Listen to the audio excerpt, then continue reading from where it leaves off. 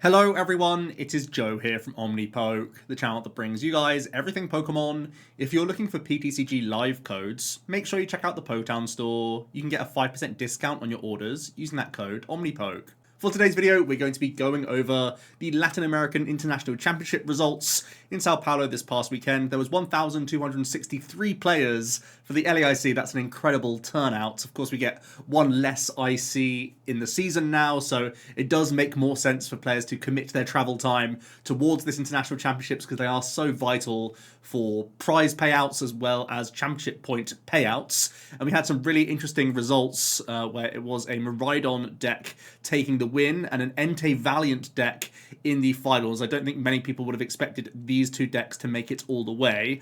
Let's take you back to the day one field though and have a look at the overall deck usage. And you can see in day one it was Gardevoir, the most popular archetype, followed pretty closely behind by Charizard. I think the Pidgeot there is just a representation of the Charizard archetype. I think there will be some playing Barrel, but the prevalent list did seem to be Pidgeot, at least at the higher end of the tables, as we'll be looking at as we break through the top 8 and some of the top 16 contenders as well, just as a discussion point. So it seems like the Pidgeot build is still very successful and a powerful engine, and not everyone jumped onto the TM Evolution bandwagon. Then we have the Chien-Pao with the introduction of Iron Hands coming into the deck list, followed by Lost Zone Giratina. Again, pretty close on the numbers here. Roaring Moon, a lot of people expected this to be the sort of top 3 in play, and certainly pretty much the most popular deck in the room was this Roaring Moon in the online scene and was reflected in Japanese results, but it was only the 5th most popular archetype with sub 10% play, which I don't think many people would have expected going into the event. Still fairly popular though. And then Miraidon rounding out our sort of top 6 of decks. That means the likes of Mew, the likes of Lost Zone box builds that were pretty much staples on these graphics have fallen off in play a little bit. Sometimes you would see the likes of Lugia looking in as well. So there are a number of decks that have been displaced, and I do think that's going to continue in the next few tournaments. I don't think it's going to be the exact same graphic like this every time, and I do think there could definitely be some more Entei Valiant sneaking in and such, because it does seem to have good matchups into at least the 4 most popular decks that was in the day one field, with lots of evolving Pokemon to capitalize on with Valiant and Yoga Loops and such. But also I think Miraidon, a lot of people will gain confidence from its success with Iron Hands, not only in the Masters division but also in the lower age division. So I do think it's important to note that Miraidon also had a pretty good run from a couple of players. Let's have a look at the day 2 then, and Lost Zone Box and Mew both actually sneak back onto the graphic, so they had pretty good conversions from day 1 to day 2. It's kind of expected that their conversion is strong because they naturally didn't have to play mirror matches and such, and they're naturally strong archetypes from the past. Now, I'm not sure the exact breakdown of Lost Zone Box. I have seen some successful builds with Radiant Charizard. I have seen some with Roaring Moon and Mirage Gate as well, so it's a combination of Lost Box, which is still just about making it onto the graphic, and Lost Box is definitely in that interesting spot where it does have to fear some of the Valiant variants, does have to fear Iron Hands somewhat, so it's still figuring out how to deal with these sorts of threats, but I do still think it's still one of the more inherently powerful strategies in the game. It may end up getting collateraled in the following weeks, because I think Jirachi could be a bigger tech card for Gardevoir now that we've seen Iron Valiant show up and is a threat. So there's definitely this juggling act for Lost Box. It may never remain in that top 6 of popularity, but there were a couple of standout performances for it that we'll look at making top 8, so definitely want to note there.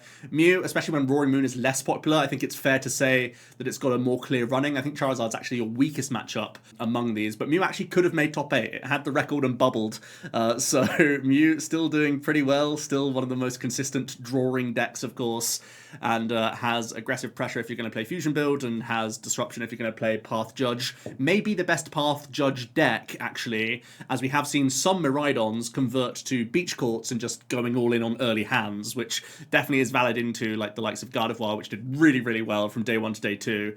It's very rare that you see a deck that was the most popular day 1 actually jump up in, play rate in day 2, because they knock each other down and such, but it seems like Gardevoir is just the most well-rounded, strongest deck in the game right now, especially when there wasn't a huge amount of Miraidon, which is one of the more natural checks to Gardevoir, I would say. Giratina didn't do all that well in conversion, but still up there. Charizard did a little bit worse, but still a handful of representation, and some that were on the record to make top 8. and then Chien-Pao also losing a little bit of percentage, but Roaring Moon notably falling off the map here, as with Miraidon, interestingly enough. So those in the general field didn't do all that well. I think it's fair to say that the amount of Gardevoir just in day one probably would have hurted Roaring Moon's chances of making that day two, because that is one of the more high-profile, difficult matchups for it. So one to note there. And I think in general, many players were prepared for Roaring Moon and had that in their thinking when making their deck choice, because it seemed like that was the big talking point for this tournament. Let's jump back to the top 8 and have a look in a bit more detail now. We have Juho Kalama. His brother, actually, one of the other Finnish fiends, has been able to win another European tournament, so they've both secured their invite by taking down majors, which is major props to them. A couple of brothers doing really well.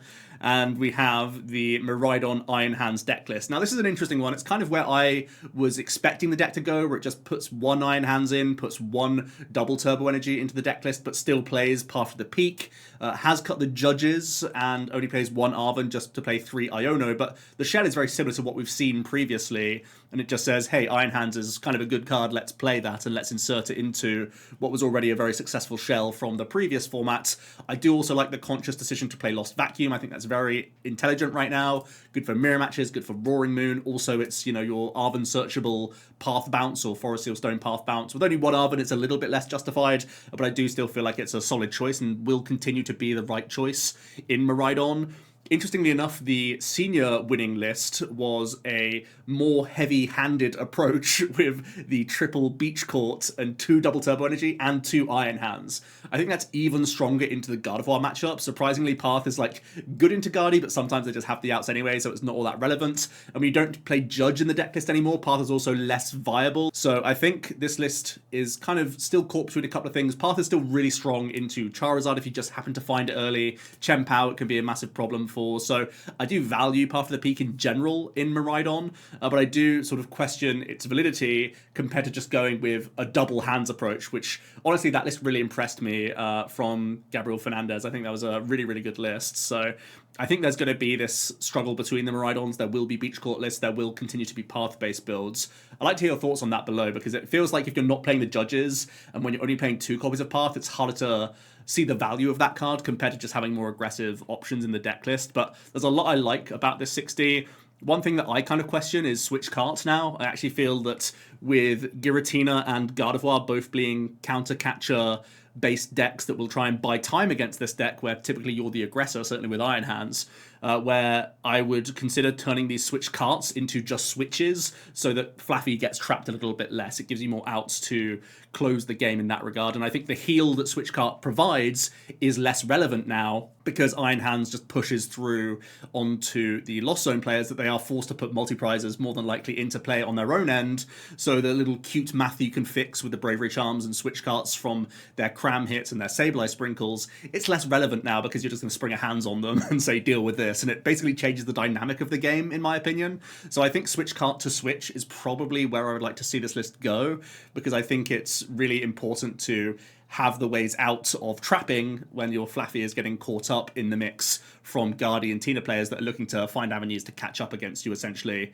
And also it's good against block lax as well. Obviously, you're not going to proactively put down Mareep or Flaffy in the matchup, but if a Mareep is forced into play, you can then evolve into a Flaffy knowing you still have these switch outs, which are going to still be valid for you. So I feel like these are all relevant to talk about, and obviously I've had experience with Miraidon in the last few months. I played it at the last regional that I attended, so I have a few opinions on the Miraidon, and I wasn't too surprised to see it do all that well, especially when I saw the day 2 field, because Miraidon is one of the stronger decks into Gardevoir. I'm not super surprised that it had this really deep run, which was awesome to see, to be honest with you. Then we have Noah Sawyer's second place Entei Valiant list. This was also a really interesting one. I low-key, again, after seeing the day 1 field, felt that this was a really intelligent metagame call. I think there were a number of Entei Valiant gamers who flopped with the archetype as well, so it wasn't completely clean. Some people every now and then just caught too many losses to the Roaring Moons that were out there, the Mew matchups that were out there. This deck does still have that polarized spread, and it's going to be interesting to see how Entei Valiant survives now that it's more of a known quantity. Like I said earlier,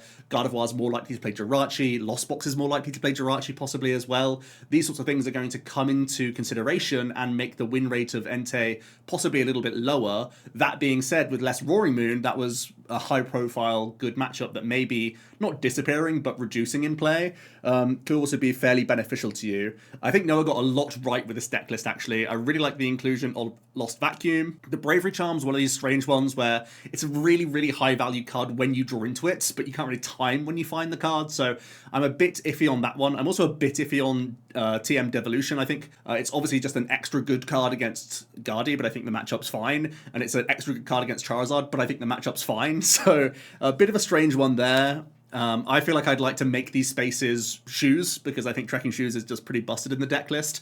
But the things I do like are the Vessel one of, the Vacuum one of, really, really solid. And we've just seen this baseline before. It was doing fairly well in some online tournaments, and making this bold meta prediction, you have to give your hats off to Noah for expecting lots of people to stay true to the tried and trusted Guardy and the Lost Box. I think in the build-up week towards the tournament, that's where the rhetoric was going. That's where many people were saying that Guardy is indeed the best deck, you know, ourselves among them. But to not care so much about Roaring Moon and not care so much about Mew was a pretty bold call. I do expect this archetype to still certainly be relevant. It's definitely keeping a lot of things in check that otherwise don't have many bad matchups. I think Guardy is actually like at that tier where without Valiant it would be that S tier deck. So this is a really important check to have in the game. But it seems like a really well-built list that did pretty solidly. For me, I will be working in Tracking Shoes. I'm going to do a list on the channel this week. I feel like the Devo and the Bravery Charm have their power spikes, but also they're just bricks. And this is a deck that can fizzle out sometimes if you don't have your, you know, after your Squawk research pressure, if you've not researched into another supporter, you just kind of fizzle. So I like having the Trekking Shoes to, again, just help that wombo combo, because if you're not popping off with your Tachyon bits and whatnot, you shut the door on your win condition against the evolving decks because, hey, presto, they've got too much hit points for you. So the Devolution in some aspects gives you that catch-up mechanic, but again, it's just a card you have to draw at the right times. If this card didn't discard itself, I'd actually think it would be worthwhile in the deck list, but I feel like it's a little bit weak. There's also the debate around Chorus versus Iono.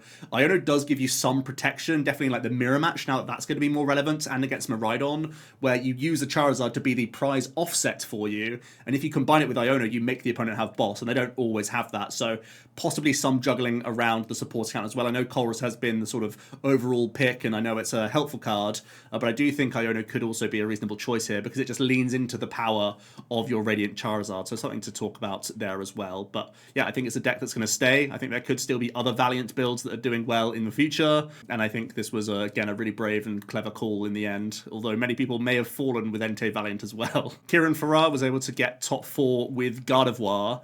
Pretty interesting deck list. You'll notice there are no Battle VIP passed, and yet there's a Nest Ball in the list. That's pretty, pretty kooky for me. I, for one, still like seeing the VIPs to some extent. Now, at the recent cup, I actually played 3 copies of Ultra Fog and VIP Pass, so even I've come down from the 4 count, but you'll notice that there's a 4th copy of Ultra Ball to supplement a Luminion V in this deck list, which really allows Kieran to have this license to play a lower support account, knowing that you have the early game Dig of Research, you have Iono as and when you need it, and you have the Power Pad Recovery. It also makes the Avery just a far stronger card, because timing Avery is so crucial here, and having Avery plus Countercatcher plays or Avery plus Screamtail plays just absolutely massive. So I do like that giving Luminion in the deck more license to make this Avery a powerful option seems pretty important, because I played one Avery at my cup with Guardy myself, and at times it was devastating, but at times it was just this vanilla draw 3 and it felt really poor. So having better timing for that card via the Luminion and just upping your outs to get into the game is absolutely huge, and this list is obviously playing the Collapse Stadium as well to hopefully get rid of this fish or get rid of the churro. It was interesting to see that they played Luminion and Zacian, but not Forest Seal Stone. But I think, again, this is just a nod towards wanting to get these Pokemon off the board as quickly as possible. The Nest Ball, probably the most surprising, like, shout-out cards. Saying that that card's more valid than a Fog Crystal is super interesting, only really helping you get Manaphy and Radiant Greninja compared to the flexibility of getting more Psych Energy out the deck. That's a bit of a strange one. And this is also choosing to not play Celebrations Mew, and that's because when you're only using single target search, you're typically trying to end your board state on a couple of rolts, and you lean into Mirage Step much more heavily. So this deck gets really heavily punished for prizing Mirage Step, because you have to find a lot of your ball search to be able to get into the game in the first place. But it also puts pressure on you to find not only your Curlies, but also draw into that Greninja, draw into the Manaphy. That's why I still kind of like VIP Pass, and there are some other lists in the top 8 and that were high placing that still played VIP. So I think this isn't like we have to cut VIP from Guardi. I think it's like it's an option, but you don't have to go for it. And I personally still believe that getting early dig from Greninja is still very correct in a lot of situations, just to get that psychic energy flowing. But outside of that, I really like the choices here, and I think Luminion's proven itself time and time again to just increase the outs enough for you to play the game as Guardi, and that's so huge because once you get your draw engine established, the deck is absolutely crazy. Gabriel Veloso was able to make top 4 with Lost Zone Giratina. Not too much to write home about. It's pretty much what we expected with Tina, and it's just got a really well ironed out 60, to be honest with you, and yeah, everything looks pretty routine here. It's playing a very low count of the switch cards. It's fitted in a vacuum and is playing 1 boss in addition to 2 counter catcher. Sometimes you see 1-on-1, sometimes you see boss completely cut. But yeah, a little bit light on those switch outs, but outside of that, it's a really routine Tina, and it seemed to do okay. The deck is never exceptional, but it's still getting results here and there, and it still seems to be a really popular archetype. And I think what's important about this archetype actually is that it's one of the few decks that has a naturally good time into Snorlax. I think this, Lost Box, and actually Entei Valiant, I think these decks all have a decent time into block, and I think that these are actually going to be really important decks to remain slightly popular so that Snorlax doesn't run away with some of these tournaments. Brennan has basically been playing Lost Zone archetypes since they came out in Lost Origin, so it's no surprise to see them once again having a really impressive result under their belts. This is a Radiant Charizard build of Lost Box that does include 4 Darkness Energy and 1 Roaring Moon. So typically you see with Mirage Gate builds of Lost Zone to play Radiant Greninja to help filter through your cards. But in this approach, we're just saying that Radiant Charizard is that good of an attacker that having Radzard Clara is just so powerful, and actually just having Mirage Gate brings this Pokemon online earlier in the game where it can just get into the mix straight away. Having the Roaring Moon then is almost like an upgrade on a Drapion in many ways, where you give yourself really good Dark type coverage for the Mew matchup, for the Gardevoir matchup, but then you also have this means of getting through the likes of Charizard EX as well, which can be really exceptional. So the type coverage of Roaring Moon just seems powerful enough right now. It's a very reasonable attacker. It can also get you closer to the Excited Heart with Charizard, where in some multi-prize matchups you completely ignore the likes of your Crown and your Sableye. You go less subtle about it and you go, well, I'm going to Roaring Moon early and then I'm going to go for Charizard and try and reload Charizard, and then I've won in 3 attacks. So yeah, really interesting build. It's capitalizing on the counter catches as well, which makes Charizard such a stronger card. I can't stress this enough, that the fact that you can go Clara plus Gust now with Charizard, so incredible for your late game.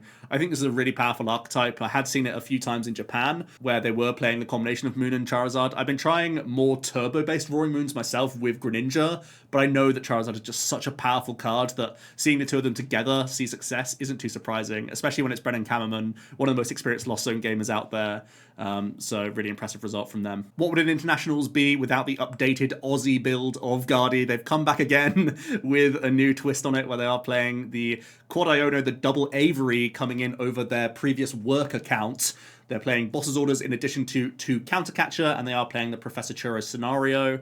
Kind of interesting to me to see the 1 copy of Churro rather than seeing it alongside a Palpad. I feel like that's where it gets much more valuable, because then it gives you some outs into Snorlax, whereas just playing 1, yes, you get to cut the Collapse Stadiums, which is kind of nice. You gain essentially Ball Search cards in Artisan, but it makes the Churro, again, just kind of less valuable overall. Again, though, it's no surprise to me to see the extra copy of Avery just makes it come into the hand that much more frequently. I personally think 2 is the sweet spot, or 1 in the Luminion that we saw from Kieran, and combining it with double Counter Catcher, obviously a really good option as well. So really valuable stuff. I actually really prefer seeing both lists of the top 8 of Gardevoir, where you have the Screamtail, but you don't play the Cape, because it takes up a space in your deck list compared to Zacian, because it makes you a lot weaker against Lost City, and the Screamtail, just having the 160 threshold is good enough, actually. It's really good at dealing with 1-prize Pokemon, and it's good enough for Squawkabilly, which is a very popular multi-prize Pokemon.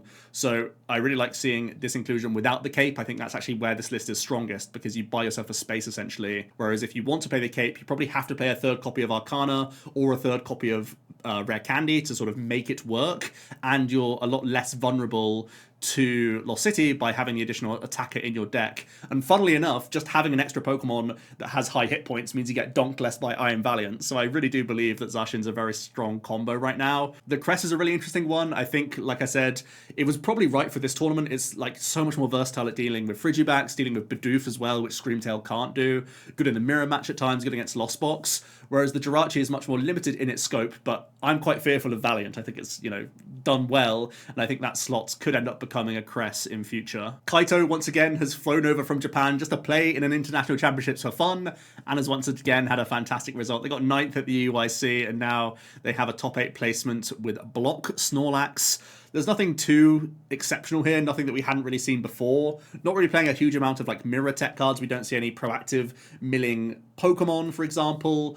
But we do see the usual suspects in terms of the supporter engine, the heavy counter catcher, the quad poker gear. These are all things that we have come to know. It's got the luxurious cape in here. The archetype is just doing its thing, and there are genuinely many archetypes out there that don't have enough answers. I was looking at a lot of the top deck lists of Gardevoir, of Charizard, of Chien-Pao, even Miraidon sometimes. They may not have enough switch cards if you just get a decent Misfortune Sisters. So yeah, I think this archetype is really, really strong. I'm hoping that the Entei Valiant matchup again keeps this deck somewhat at bay. I think that's a really reasonable matchup. If you just commit your energies to the Radiant Charizard itself and swing with that guy over and over again, you should have enough switch outs to see yourself over the line, even though it is over a number of turns and your opponent can be disruptive with a few things. I think you should be able to get over the line there. So yeah, I think this archetype is definitely a scary one and should not be disrespected. If it hadn't hit Tina in the top 8 bracket, we could be talking about a very different winner, to be honest with you, because I think Blocklax is that good, piloted by a good player as well. So yeah, I'm still fearful of this archetype. I think this is a really well-built list, and there isn't much chaff here, nothing really that you just see immediately and want to cut. It just seems to be doing its thing pretty consistently, and is one that I'm still very fearful of. And then we end on the third version of Gardevoir, once again playing the Quad Ultra Ball and Luminion, and notably not playing any VIP pass. Yes, I do think it is valid to go down this route. It does make you, like I said, a little bit vulnerable to Greninja if you've gone second into Chien-Pao. It makes you a little bit vulnerable to Iron Valiant, because they can just Yoga Loop one rolls, then deal with another one quite easily just with escape rope plays, because you've not been able to go wide enough on your board. There are genuine threats here and genuine reasons to still play VIP, but that being said, I do like having these extra options of cheating space really by adding the fish into your deck list to still have really good options for supporter draw. And in this list, I really like seeing the Power Pad. I think it makes the Worker, the Churro, the Avery much stronger cards. Even the Boss's Orders gives you a little bit more coverage as well. So a really nice build here, and I think it's been well done. Again, it's incorporating that Nest Ball, which I'm still trying to get my head around, but it does give you some extra percentage towards the Greninja and the Manaphy, which I am concerned about. Surprised to see the Memory Skip rolls. I think this is just not that useful anymore now that you have Screamtail as an attacking threat, so it's something that I would most likely be cutting, just because 10 hit points is actually really relevant now with the potential to Yoga Loop and the potential to just Valiant through stuff for free. So that would be a small change, but we have lots of examples of strong performing Gardevoir lists, and I think we're not far away from seeing those optimal 60s. There is still going to be that debate, and I'm still going to be on the side of VIP Pass more than likely, but it seems like there has been this other variation where you lean heavily into the Mirage deck. You're basically playing the Greninja deck now with even more ball search than Greninja ever had, and as soon as you get your Frogadier into play, you can actually draw cards. So yeah, that's the idea around this 16. It seems to be doing a pretty good job of it. So like I said, there were some players that were on the bubble. I believe it was all the way down to the 13th here, where there was another Miraidon. There was a Mew, most notably. It's a DTE-based build of Mew, which I don't think many people expected to be all that prevalent, actually, because of the fear of Roaring Moon, where that matchup is really poor. But if you don't hit many, or if you are able to cheese a win with Path early against them, you can still maybe get the job done. And we know that Path Grabber is a combination that can be decent into Charizard. So yeah, I'm actually really expecting Mew to still remain quite popular. I think there will be encouragement for players where Charizard didn't make top 8, Roaring Moon did terribly in the tournament, and both Miraidon and Entei Valiant struggle into Mew. So I'm preaching caution, I'm preaching Tex. I don't think Mew's going to go anywhere. I think it's a pretty obvious good play, actually, for next weekend. So I'd personally be thinking that players who have piloted Mew in the past would be ready to sleeve it up again for a tournament, so I'd be bringing my own personal tech cards. I think that's the right way to go for this weekend, because yeah, Mew easily could have made top 8s, and then we're talking about a different rhetoric where people didn't tech enough and everyone's going to be putting cards in, but because it got 9th, it may be a little bit less on the radar. We then have Rapid Inteleon as well, which is a really interesting one. The list here does incorporate a few new cards. It's got the Technical Machine Devolution, and rather than Cheryl, it's playing Churro Scenario, which is actually a nice upgrade because you're able to clear up board space for you as well, which can sometimes be a concern for the deck, and it actually acts as a switch card for you.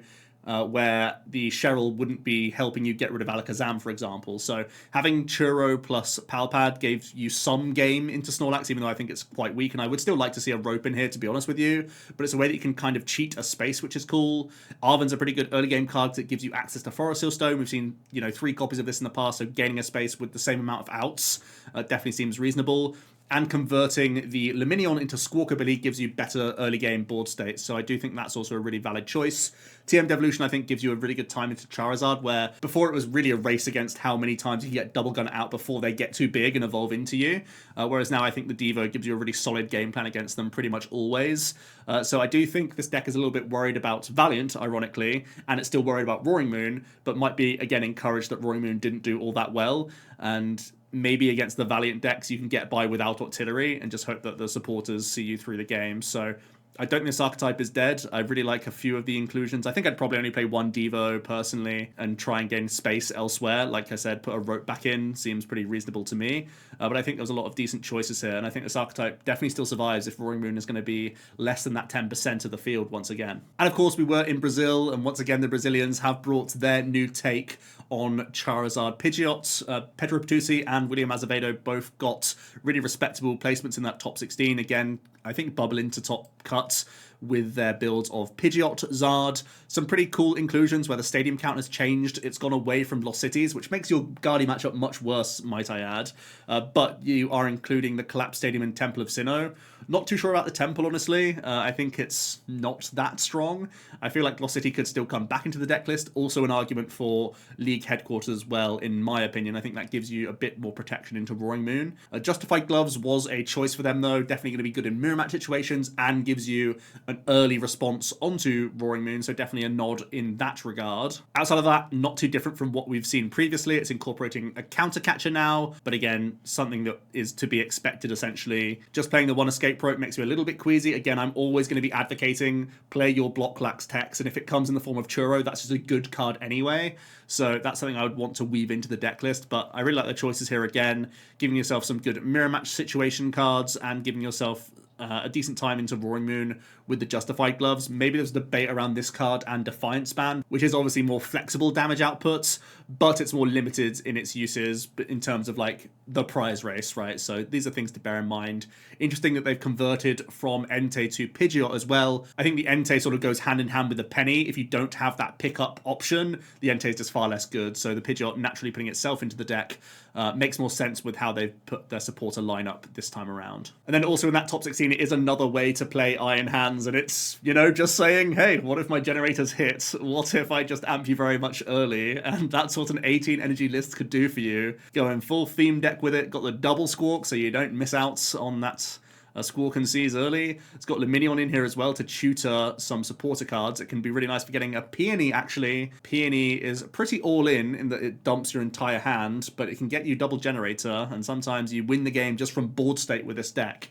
That's the idea. I'm really surprised to see the supporter not alongside Mew EX. I think it would be a natural inclusion to have the two of them. Also interesting to see VIP Pass in the decklist. Again, that's really the nod towards wanting not only Miraidon, but also Squawk, right? So you can just get not only on the board quickly with Tandem Unit, but also get that early Squawk and Seize. It's something that you haven't really seen too much of, but it makes sense in terms of getting your early Squawk. And this deck really plays for the early game, right? It tries to really accelerate the game plan where you're just going all in early, representing that first one or two attackers and hoping that sees you through tempo-wise to the rest of the game, because sometimes you're just going to be going all out with these supporter cards and just getting your early hands up and hope that that's too much to deal with for so many archetypes. And that proves true into some Guardies, so definitely something to bear in mind. The last deck I wanted to touch on was the Chen Pao Bats Caliber. Ian Robb was the highest placing player with it in the top 16. Not changing too much does seem to be the right choice. I still feel that Cross Switcher gave you the most flexibility in terms of gusting, in terms of making the Iron Hands